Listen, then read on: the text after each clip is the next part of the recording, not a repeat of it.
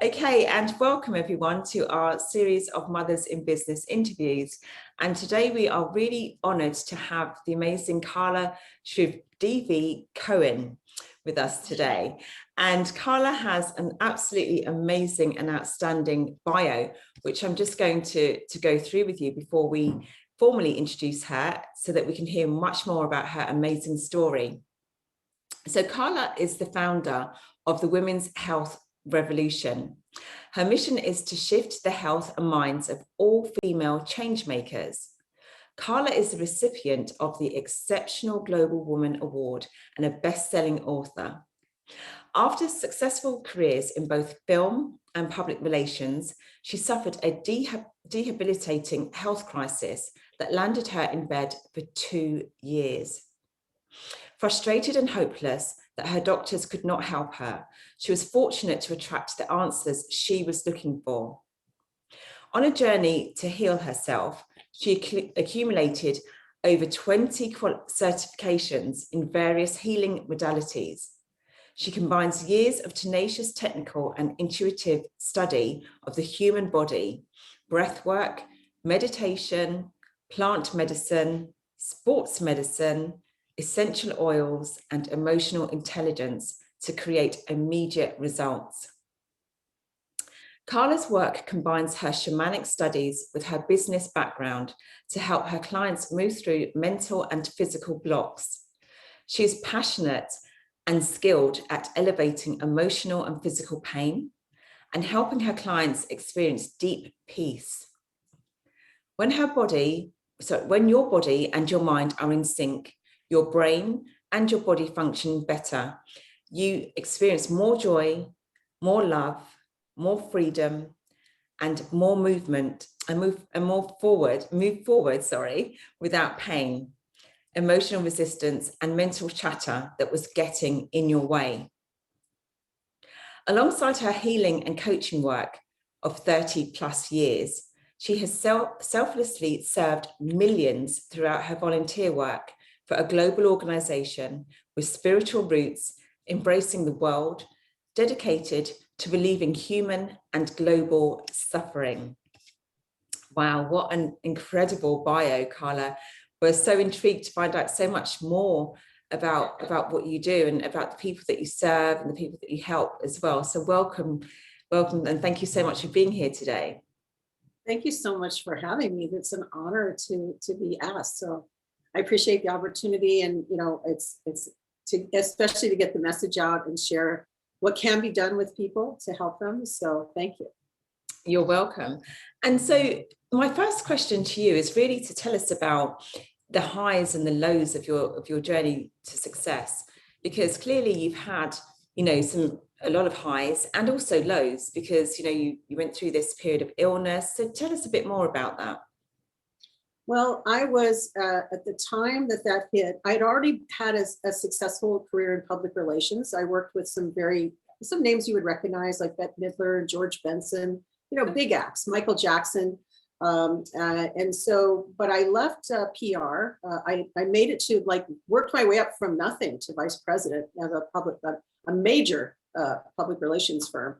And then just got bored. I realized I felt like I was selling my soul out to do this job. And I'm like, this isn't what I want to do with my life. Yeah. So I left that, and I stumbled into something called development, just by accident, really. Some woman was looking, a producer was looking for an assistant. And I had and somebody reached out to me and said, take this interview. And so I'm like, okay. And the woman wanted to meet me at a delicatessen and have lunch. And I thought, how weird, that's not what you do during an interview. So we met, and and she hired me on the spot. And then I actually stayed with her for quite a while. I had through a number of different production companies and studios. I worked at Lorimar MGM for a very long time, Paramount, 20th Century Fox. So, and then I, again, just felt like something wasn't meshing for me. And I took a course in night school at the UCLA, at the University of California, Los Angeles, and it was on film. And the teacher had us read. We were supposed to write an essay on a famous figure in Hollywood. So I chose David Beagleman, who's very controversial man, and I won't get into the details about him, but you can Google his story. And so the teacher liked it so much that he decided that I should have this job as a development executive at a new production company. So I got, I went for the interview, and of course, again, was hired on the spot. Loved the job, but then and made good friends with the man who was my boss. And about, I don't know how many months into the job, they fired him and then expected me to take over his job for like 25% of the salary and work 10 times harder than what I was already working, which is typical of how females are treated, right, out in the business world. I'd like to say things have changed a little bit, but it's a very slow thing. So, and I went back to them and tried to get, raises. And then finally, when I threatened to leave, that's when they really, they stepped up, but it was never what my boss was making. And the workload was crazy. I was working 70 to 100 hours a week. So that led to a health crisis. And that was my first big, in recent years, that was a pretty big, deep dive. So I found myself,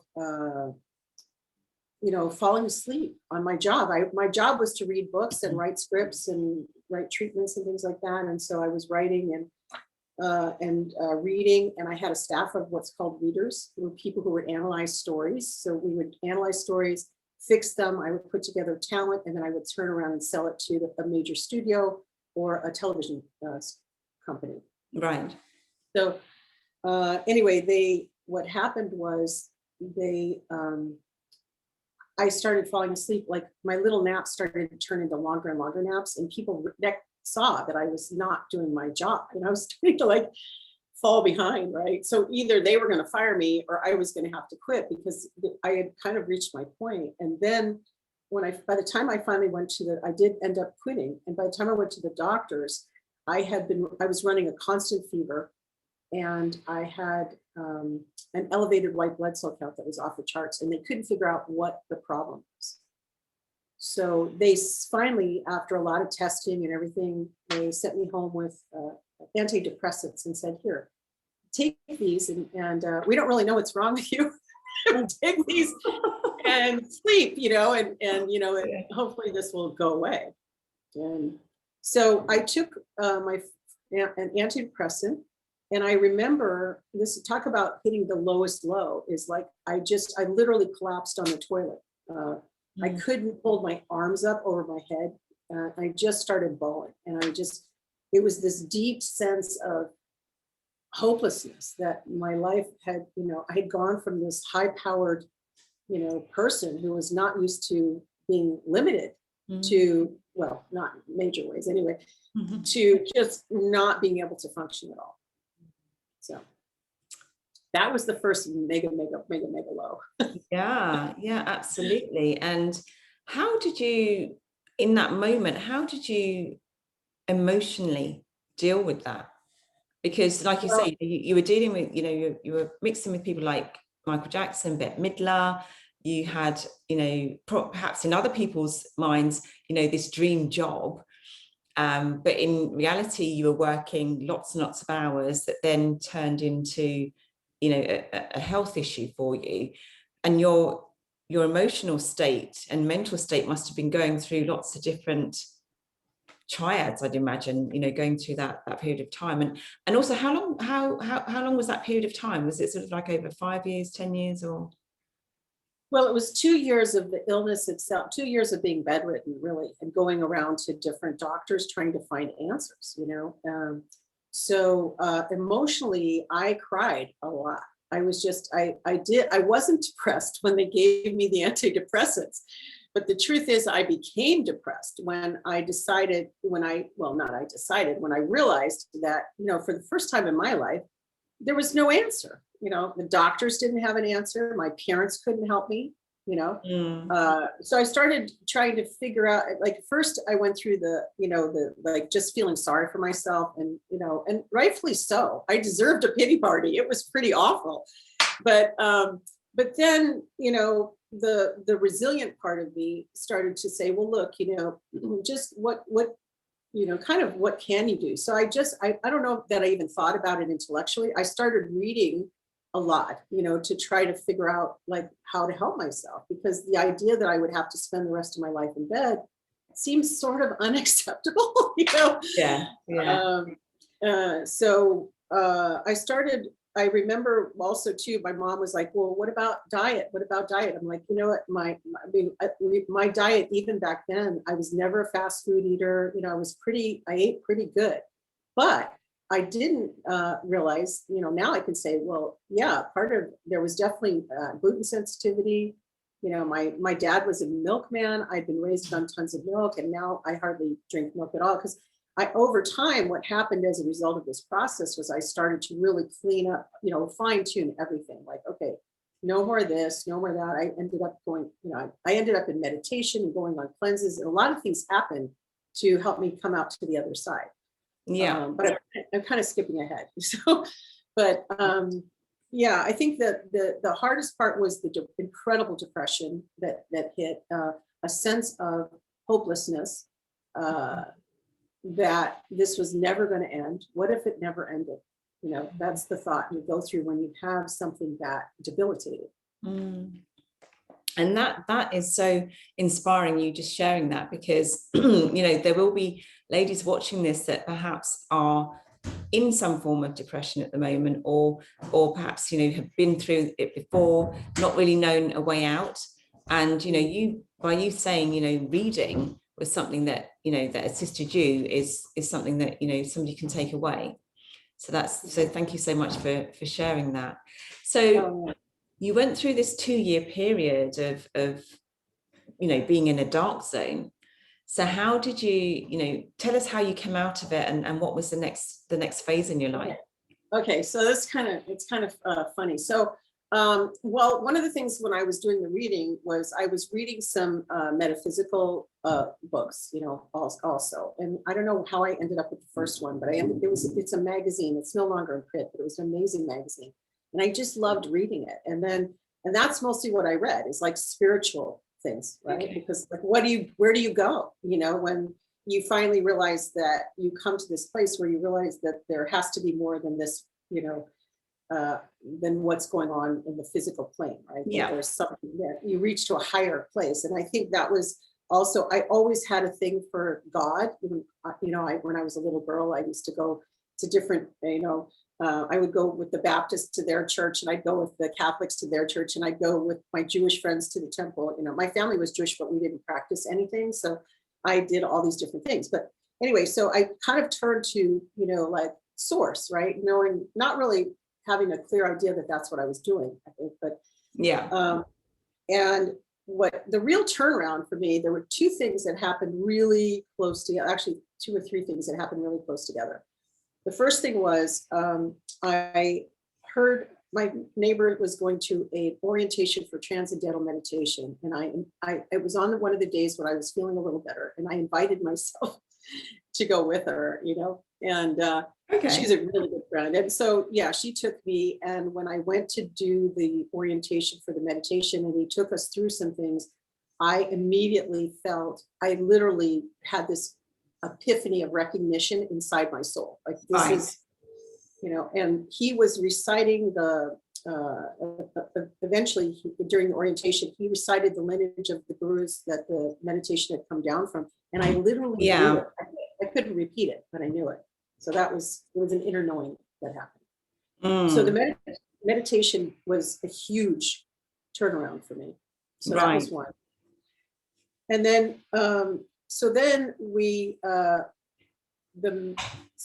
in between that, okay, well, I'll say the first thing. So within a very short period of time from that, within a week or 2 weeks, it was within a week, I think, there was a psychic fair nearby. And so I thought, well, I'm feeling a little better. Maybe they'll give me some answers. So I went to the psychic fair, and there was a woman doing tarot reading, and she looked like a biker chick. She was skinny, and she had, you could imagine that she had tattoos, but she didn't, she just looked like kind of rough, and so she was reading the tarot cards. And so I decided, it was really inexpensive, I don't remember what. So I had her do a reading on me. And the first thing she said is, oh my, you've been really sick. and this is, and she's looking at the cards and she starts like talking about me as if she knew me. And I'm like, okay, this is, so she said, you really need energy balancing. I said, well, what is that? She goes, well, I can't really describe it. I go, well, how much is it? She goes, $50. I'm like, well, I've been out of work now for almost 2 years, right? I'm like, $50 to me at that time was like, I don't have $50 to spend on this. So, but anyway, that night I got a check for $50 as a gift from somebody. Oh. And I went, okay, somewhat of a sign. Yeah. So I went to her for healing. And so 2 things happened in that same week. So first of all, the meditators that I'd already, there was a group of them and they said, we need a place to meditate. I said, you can use my house. So they came over to meditate and there was an older, very like the old crone, this much older woman, all gray hair, kind of a baby coming out of her, but anyway. So she was the first to come over my threshold and she looked at me and she said, oh, this is the home of a very powerful healer. And I just kind of went, So and they came in and, whatever, and things started shifting in me, like with the meditation, I was starting to have experiences that, so I'll just leave it at that for the moment. Okay. So then the healer, I go to the woman who's going to do the energy balancing. And this is, like I said, within a week, she has me lay down on her massage table and she goes to put her hands on me and she goes, get up. What? I thought I did something wrong. She goes, no. Your problem is you're a very powerful healer. You need to be, that's why you've been having these problems. You're really psychic and you just don't understand your energy and your boundaries and all this. So I was like, okay, whatever, but that was twice in 1 week. So she had me put my hands on her. She said, now you're going to be my apprentice and you're going to pay me and work on me. I'm like, okay, this is a weird thing, But she came to you initially and now you're having to pay her. Yeah. So I paid her to work on her, so that, that was my first apprenticeship, a formal apprenticeship. And then again, within 3 weeks of that, the woman who owned the shop where the psychic fair was, I went in there for something and she said, you belong in my program. And I'm like, what? And she goes, she goes, I know this sounds, we don't know each other, but you have gifts and you need training. And I was like, what? And I ended up going through a whole program with her on tarot card reading, psychic self-defense, distance healing, all kinds of things. Like she literally would test me and, things to help me improve, as a healer. Yeah. And so I take it you felt a significant amount of trust for this lady that was telling you that, that you had these special skills. Well, yes, there was something about her, number one, but number two, she was extremely in the local area. She was very well known as a psychic. Right. And she had a very good reputation. And so I was like, okay, clearly, you know more about me than I do. And I was so desperate for answers, you know what I mean? But it was like, there was so much synchronicity that started clicking once I kind of fell into this groove, but I didn't have an intellectual, like most normal people would sit back and intellectually analyze it and go, well, that wasn't where I was at this point in my life. I was just like, okay, if this is going to help me, right, whatever, So she became, I look back with her with so much love and gratitude for everything that she taught me, because she expanded my idea of what my world was in ways things that I never would have thought I could do or I had the abilities for or whatever. But, again, that was working in conjunction with the regular meditation practice as well, because, there was clearly some shifting going on a bigger level than I could ever possibly even communicate to you. Because I don't, even to this day, I'm like, wow, that was pretty amazing that all of that happened, Yes. Yeah. So. And during that period, you also did a lot of, or prior to that period, when you were going through your depression, you went through a lot of reading, 20 plus books you read, is that right? I read, oh gosh, I don't even know how many books. I've always been I'm sure you've heard readers are leaders, right? You know Yes. that, yeah. And, I've always been a reader because I'm not, up until I really had to work at becoming an extra, I'm a situational extrovert. I'm a person who, Situational, okay. yeah, right. Like I can do this. I could go up on stage and sing, or I could go on stage and speak. It doesn't mean I don't get clammy, cold hands, by the way. Yeah. But I don't. My natural inclination is to be. I could literally be in a cave and meditate, and I would be pretty happy. I'm not like a person who needs to constantly be going out. Yeah. So but through all of this, like kind of the end result now is, like I remember Marella going, you went from you didn't even want to be on camera to now you have your own. I had my own TV show there for a while. She's like, you have your own TV show. I'm like, yeah, but again, it's but my calling is really to go inner. I really like that intimate work with people when helping them heal, because it's so soul satisfying. Like Yes. helping people. And so reading is definitely part of that, and self-awareness. Like people, generally speaking, most of us have such a limited, unless something happens to us, we typically don't go out of our way to dive way deep into our own soul and get to know ourselves. Mm-hmm. Right? That's so true. Yeah.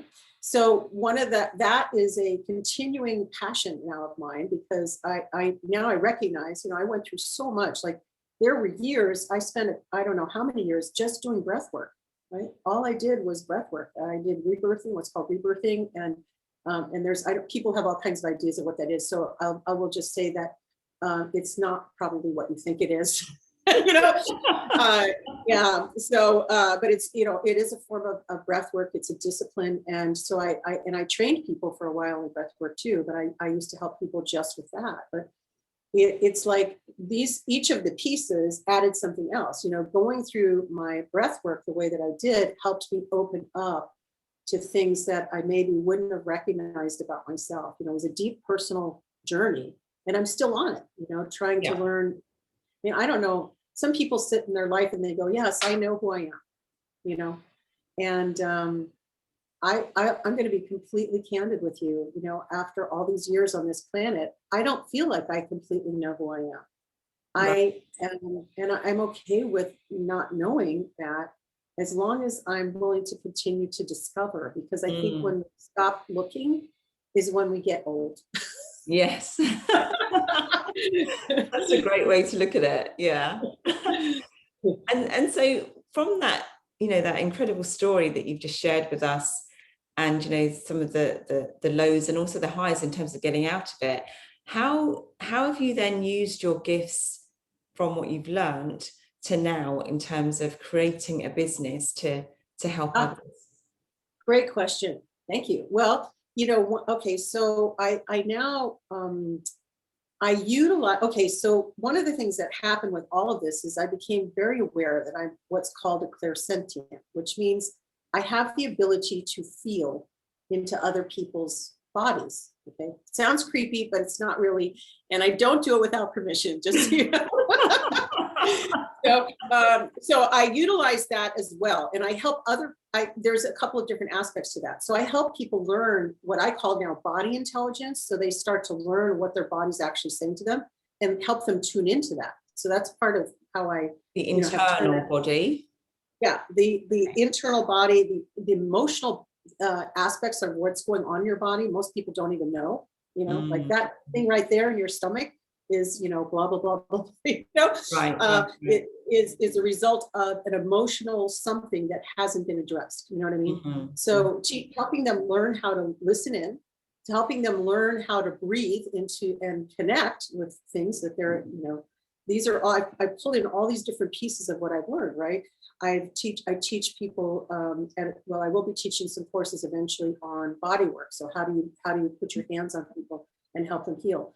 I bring essential oils into the work. So right now I give sessions for people. So I can do sessions with them physically here, or I can do something over Zoom and help somebody heal.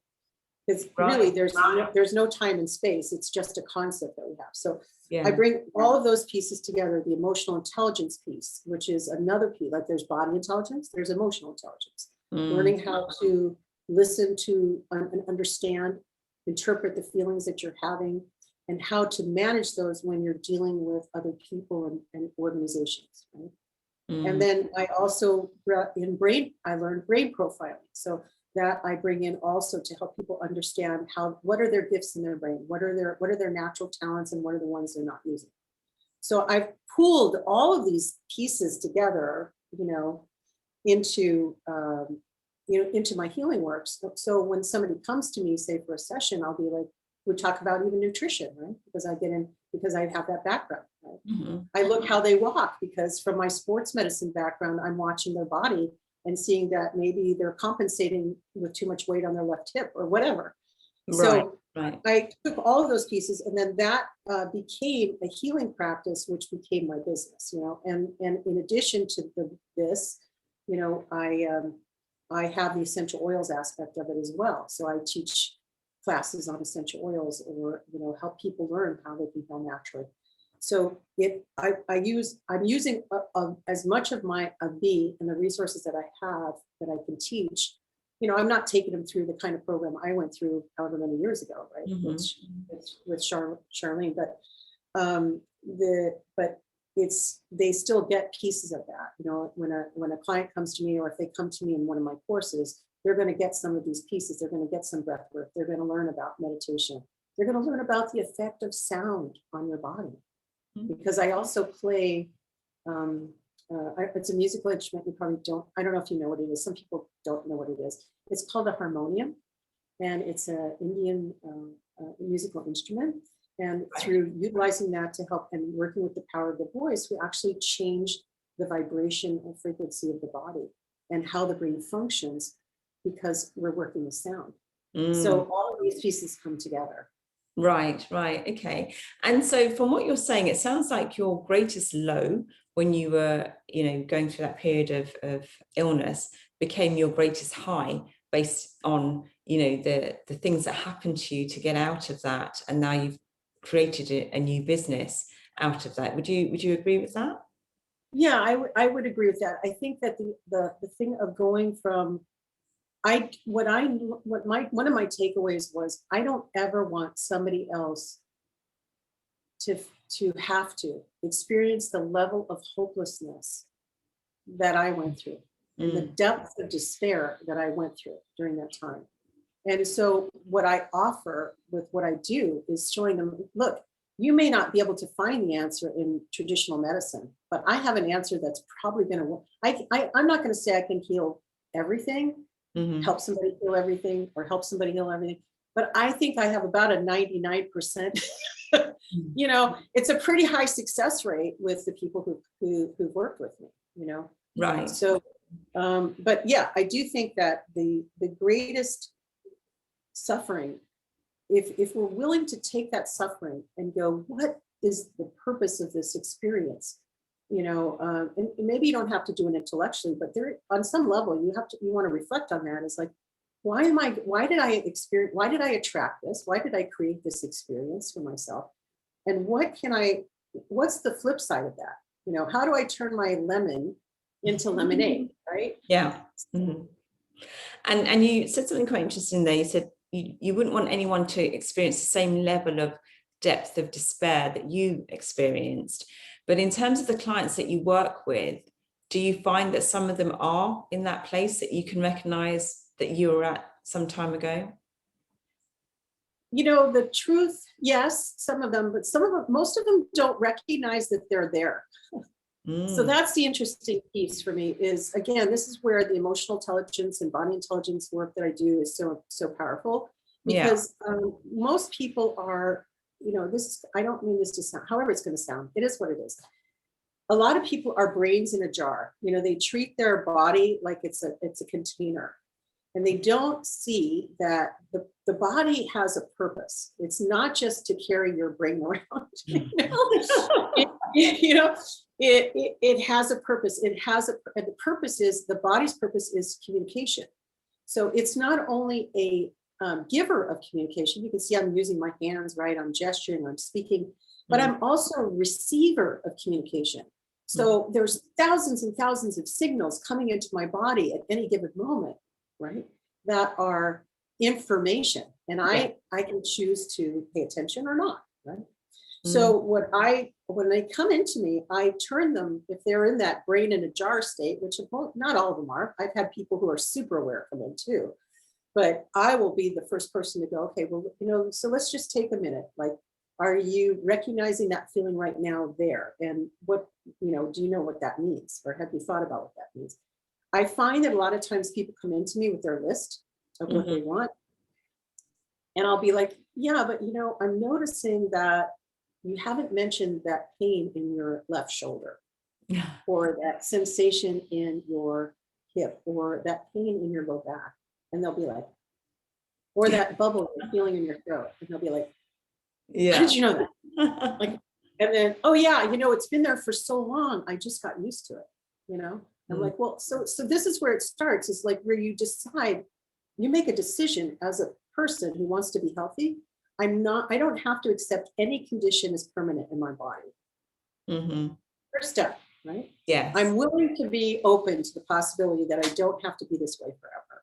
And then when they start to see, like, they lift up out of the ravine over the edge, and they go, oh wow, and then once they get to the oh wow, and we've started to fix some of that stuff, and then they go, oh wow, you can take me to wow.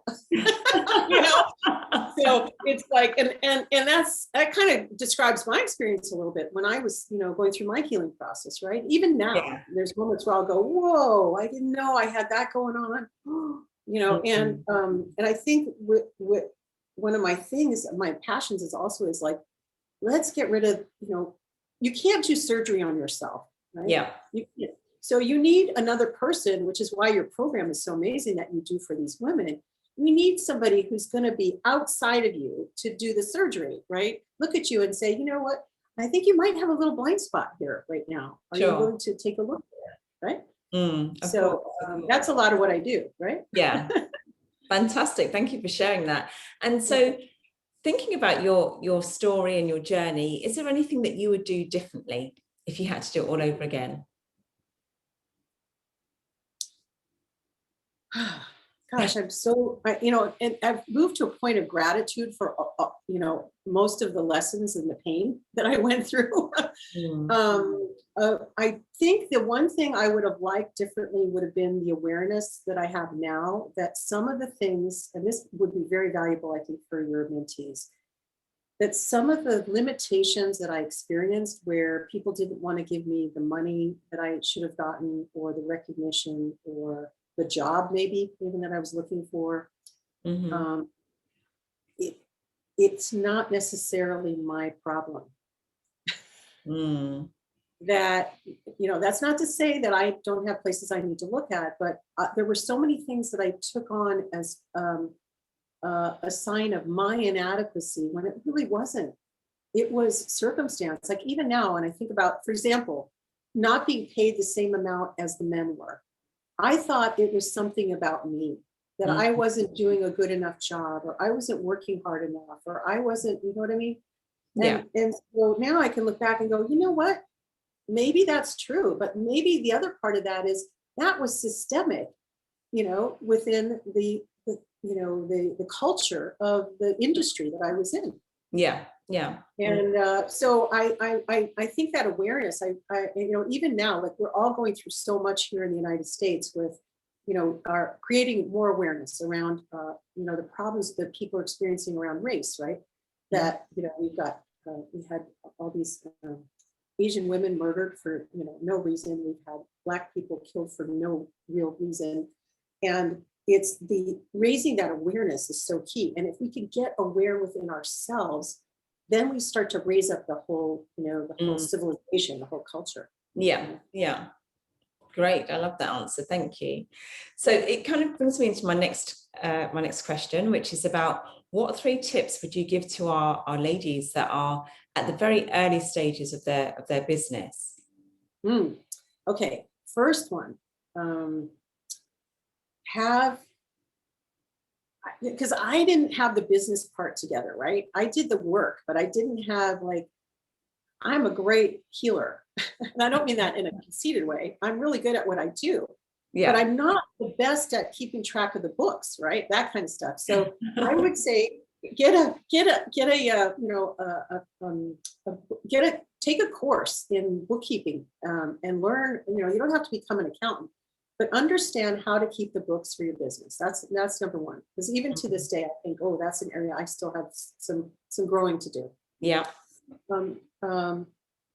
I think that being aware of, learn to be aware of your body and what's going on with you before you hit the stage of burnout.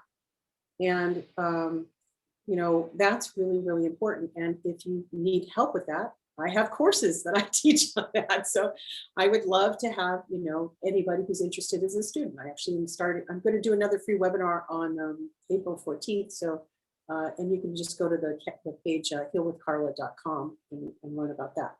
So learning the body, starting to learn about body intelligence and learning about your emotions, being prepared. This is another thing, that having your own business is a personal growth journey. It's not separate. Like business and emotions, they are going to come together. Yeah. And you want to learn how to be aware and manage all those emotions and feelings that are going on in there, and then how you express those. Because I'm also a very believer in, and I teach about this, conscious communication, that you're communicating in a non-violent manner to other people in a way that helps create a positive result for everybody involved. Mm-hmm. I think that's very important at an early stage, because I think where people simple, I know this is so whatever, but just simply saying please and thank you to people, the things that we learned as children, right? I'm always shocked at how many entrepreneurs actually don't have simple thank you and please, and so manners is still important, right? So of course, yeah. Thank you. And so before we talk about how people can contact you and about the course that you've got upcoming as well, just going back to one thing that you said about, the ladies being aware of their body and, signs of overwhelm, what would you say is the number one undetected sign that is quite common in ladies, that they just, get on with the day-to-day and think everything's fine, but it's actually a determining factor that they're on the road to overwhelm? When they constantly are don't think they have time to that's me. Yeah. Okay, that's it. I mean, if you have that going on, that's right there is the clue, because I see it over and over again. And, and Linda, if you were here, I'd be like, come on to my table, but yeah, that's a big piece of it, because it's that falling into that, But doesn't everyone say that? Doesn't every woman say that? No. Okay. No. And it comes from this thing. I'm not saying this for you personally. I'm just saying in general, it comes from this feeling of I have to do more than what I am. We don't totally accept the value that we already have.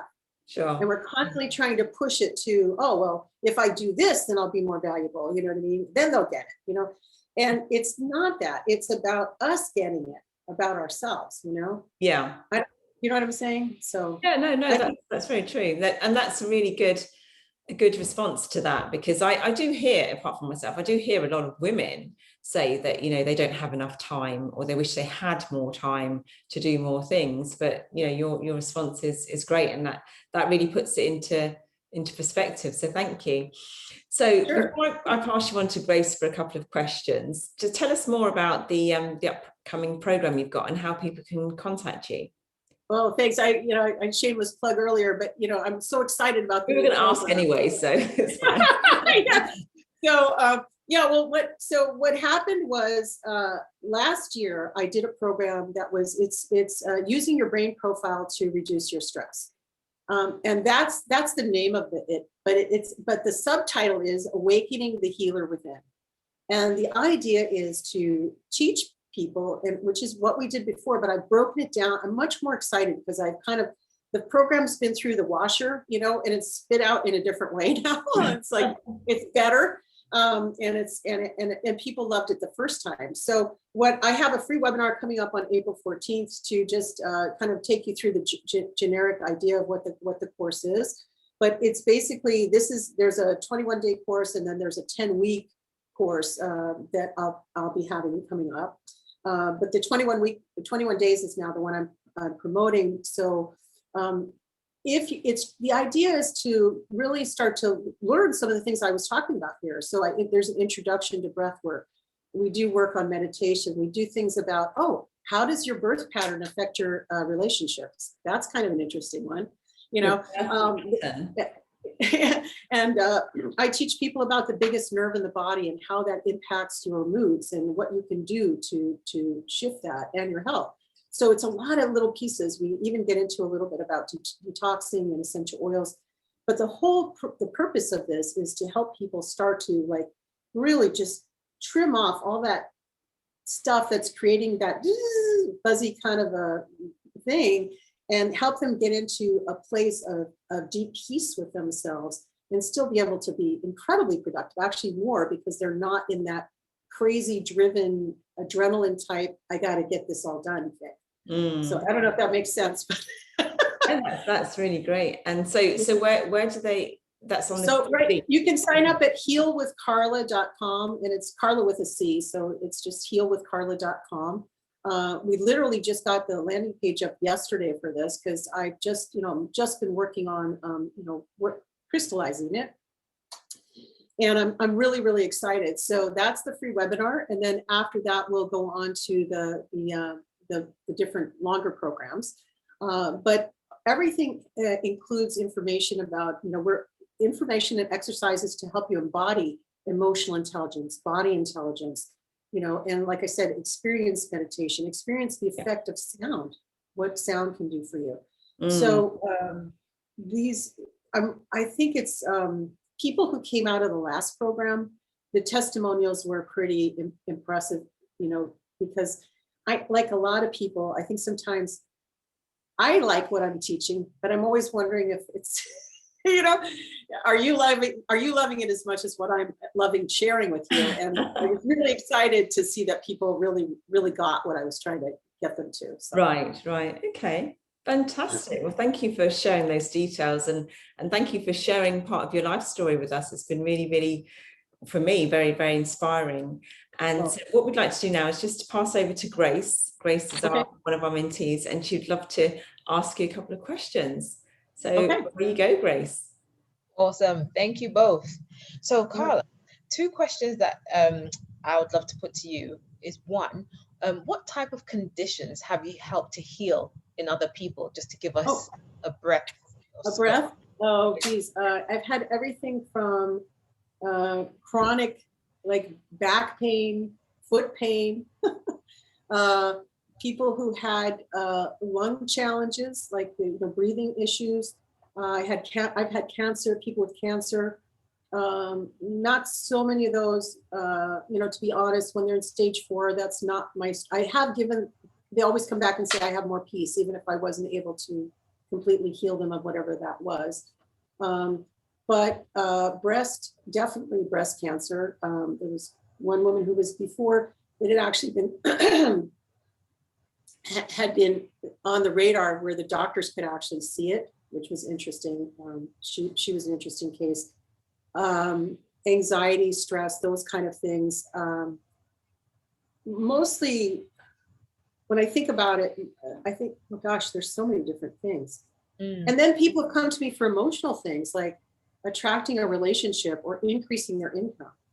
Or I also have done work on people's pets where people go, look, I know you did some great work with me. Is there any way you could help my pet? I'm like, I'll see, So I've literally Zoom sessions over Zoom on people's animals. That's come up more during COVID because the poor animals are experiencing the owner's anxiety, and it's, amplifying things. So, that's pretty much it. I've had people with brain injuries, strokes, motorcycle accidents. Oh my God, the woman who had, her hips were so crooked, gorgeous woman. She looked like a model. And, but she was so crooked that she'd been in this really bad accident. And so I was able to help her rebalance her hips, that was pretty exciting because it was very dramatic from where she was at. So yeah, those are the main things. Right. Awesome. Interesting. Thank you. And then also shamanism. Could you kind of help me to understand it? I've heard of it, but if you could just explain to me, what is it? How does it operate? Great. Oh my God, that's such a great question. So, so if you look at in other cultures, and we go back before, the sort of the institutionalization of medicine, right? There were healers in pretty much every society that worked with natural forces that exist on the planet to help people heal. And so, you think tribal, like there was always a healer in the tribe. Right? So when shamanism is basically those abilities being passed down, they're never written. If anybody tells you they're a shaman, usually that's a sign they're not. It's these traditions are passed down verbally, through people and through experiential training. And so that's what it is. And it's utilizing the natural elements. That's basically what it means to help somebody heal. So that might mean plant medicine or essential oils, or it could mean clearing the energy field of somebody. That's more of a shamanic approach, right? Because when we may want to release negative thoughts, but are the thoughts ready to leave our field, our energetic field? And sometimes they need some help leaving. So that's shamanism. Okay. That's insightful. Thank you so much. I actually I had a shamanic experience through dance. I went on this experiential program that was all about self-development and self-discovery a few years ago. And I remember one of the exercises we had to go through this sort of shamanic dance thing must have been about 4 hours or something like that, but it felt like 5 minutes. And it was a great experience. I mean, I'm not an expert. I can't really talk about it as such, but for me, it was a very positive experience. Okay. Yeah, it's like utilizing, we have so many levels of consciousness, and we all know, it's common knowledge that, we only use about 10% of our brain. So when we go into these other, cultures, and they teach us how to access it's literally other parts of our brain, which we call other realities, right? To help people heal. And it's phenomenal. So yeah, I mean, and there's a lot of I'm glad you asked the question, because there's a lot of people who don't really understand, and they tie it up in some negative wrapping. And if there's nothing negative about it, it's just another way to heal without going through, prescriptions and surgeries, right? That's what shamanism really is. Healing of the spirit and the body and the soul, and the amazing things can be done. And that reminds me, I'm sorry, when you were asking, people also, there might be people here who are listening to this who are not interested in the program, but want to reach out to me for healing. And I want to encourage them to do that. So you can give them my email, and for anybody who asks. I'm not going to say it here because they'll probably write it out wrong anyway, but they can contact you and figure out how to get in touch with me, because I do healing over Zoom. The distance doesn't matter. There's a lot of things. I'm not going to say I can, do everything, but we can definitely make progress on people if they want to get help. So Grace, did you have another question, or was that all you had? Those were the main ones. I think one other curious thing I like to ask people is like, from your experience, what would you tell, let's say, your younger self? What would be your best advice to your younger self, maybe before you started working all these 70 to 100 hours, and during that time? What would you say to yourself now? I think I would have tried to love myself, I would like to say, I love you, you're loved, you are loved, people love you, whether you do or you don't do for them. It's really learning to get to that place, that deep place of self-acceptance and self-love. And it's not even so much about a communication, a verbal one, but more about that feeling. Like, I wish I'd had that security, inside me, which I didn't have. And I remember something that really kind of, hit me when I was in high school. One of my best friends said, your parents are so domineering. And she said the same thing about my husband's parents. And I'm like, I had no clue that everybody didn't experience those same things with their parents. I never questioned it. I never thought about it. And part of my awakening was starting to look at those things that I grew up with and accepted as normal, going, you know what? That isn't what happens in every household. My family, for example, I'm going to just talk about something that's not a behavior, but just an activity. Like, my mom would never make a hamburger for lunch, for example. And I would go to my neighbors and they would make a hamburger for lunch. And I would think, I never thought, oh, wow, there's other people who do hamburgers for lunch when my family does. You know what I mean? Like, it's just things we just don't even question. And that's really the awakening stuff. Like, it's when we start to create that self-awareness, and we literally look at every single thing that we've accepted as true and ask, is it really true? Is it really true? Is that really true? And then a lot of times the answer is no. That's just your thing. So that's, if I could think about, even now I still have to do that to myself, Grace. Very good. Very good. Yeah. Perfect. I like that. And then specific advice to yourself when you were working those 70 to 100 hours, were you thinking that was also a case of you kind of performing to feel accepted? And so reassuring yourself about loving yourself as well. That would have been your advice to yourself in those times. Yeah, I think so. And also, I would have said, I would have loved to have taught myself self-care at that time too, which I didn't. That was not a concept. Yeah. Now I integrate. That's part of what people are learning when they come to my courses as well. Is a deeper level of self-care. People know how to take a bath or get a massage, but there are other things that you can do, like, on a regular basis. And yes, self-care, I would say self-care is super high on the list for new entrepreneurs. They need to be taking that time out, whatever that looks like, to regenerate so they don't end up in burnout. And also stop thinking that you have to do it all. Why do you think you have to do it all? Like, really asking yourself that question. Like, and is like, that's the other thing I see. One thing about COVID is it's helped people understand that some of the things they use to keep themselves busy all the time weren't really that necessary. They started to look at their priorities differently. And I think that needs to happen without COVID. Correct. Yeah. Yeah. Thank you. Very Thank you. Great question. Yeah. Awesome.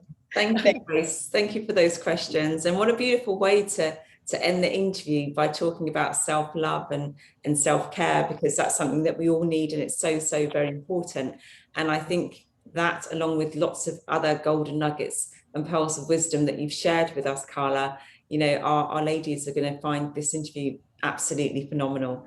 And I just want to really thank you so much for your time and for your authenticity and just being open with us and sharing your story and and your journey, because it is very inspiring, and I'm sure Grace has found it to be very inspiring too. So thank you so much for your time.